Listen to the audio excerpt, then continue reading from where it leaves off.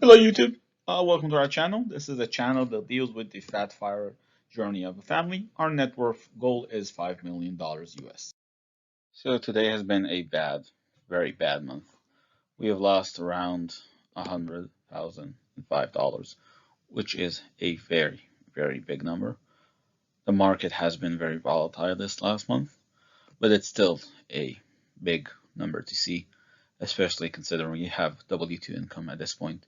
I wonder how I would react if we were at the retirement stage of this journey. So this is the breakdown of this month. Most of the loss has been in the taxable account section. So we're down to a little over $1 million there. The house has been pretty static at the same amount. Cars have not appreciated. They actually increased their value just because of where we're at in the economy. So I'm still counting it as like normal accounting just because we're not going to plan on using it. And retirement accounts have been pretty static. That's due to the fact that they're mostly index fund based type retirement accounts. Plus, we continue to contribute to them, which brings our net worth total this month to $2.9 million, which is about 100,000 less than the previous month. So the top three expenses of this month have been very different than normal months. The house, we spent about $12,000 there. That's due to some work we had done that needed to be done. So this is intended the last bit expense that we're planning for in the next foreseeable future, or 2 or 3 down the line maybe. This is the big thing we do until we actually sell the house. Food has been, I think this is the first time it shows up in this category as part of the top three. Inflation has geared its ugly head. This is about a 20 or 30% increase versus last month, and a lot more than the expected $1,200 or more that's in usual years.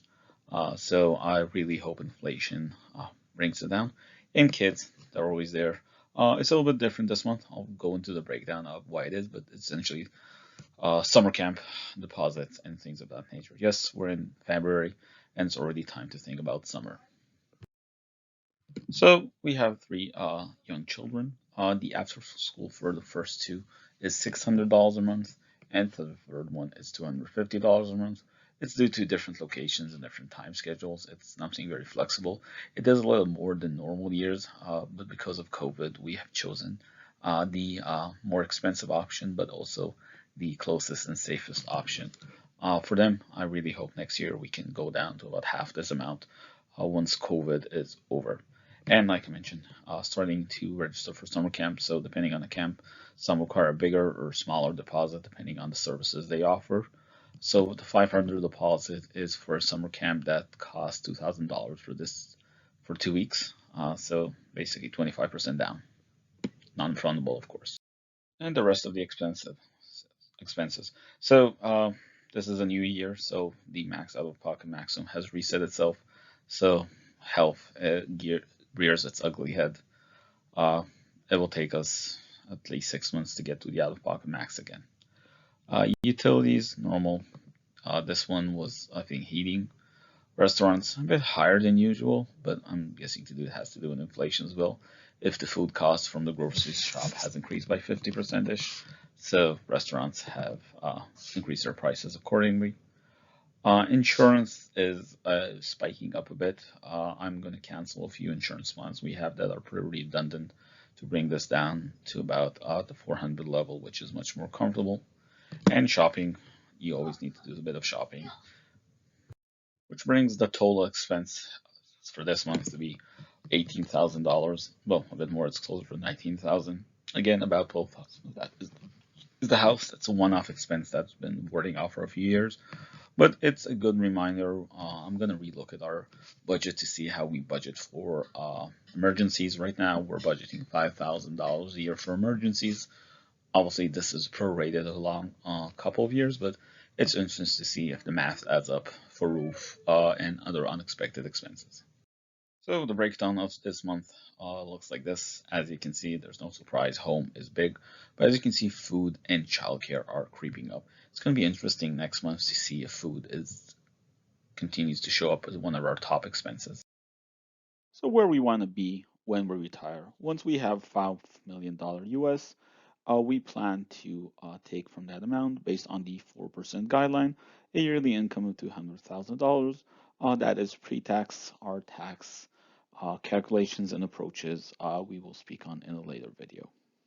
So a little bit about us. We are two working parents.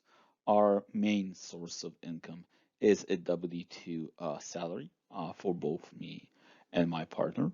In addition to that, we have three children, ranging in age from 4 to 8, and we live in a high cost of living area.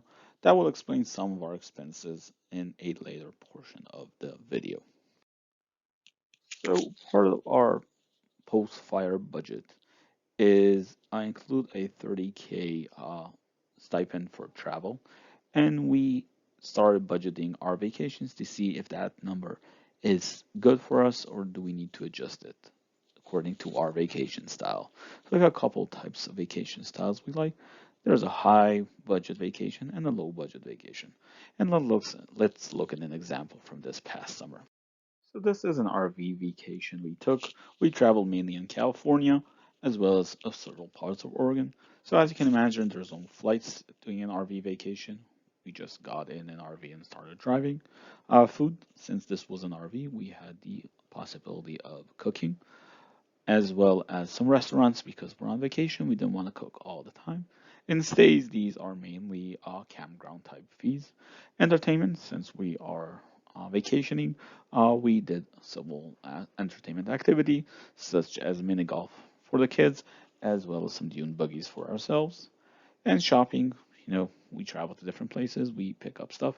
And transportation, as you can imagine, is the majority of the vacation. This includes the RV cost plus the fuel for an RV, which was quite substantial at California prices.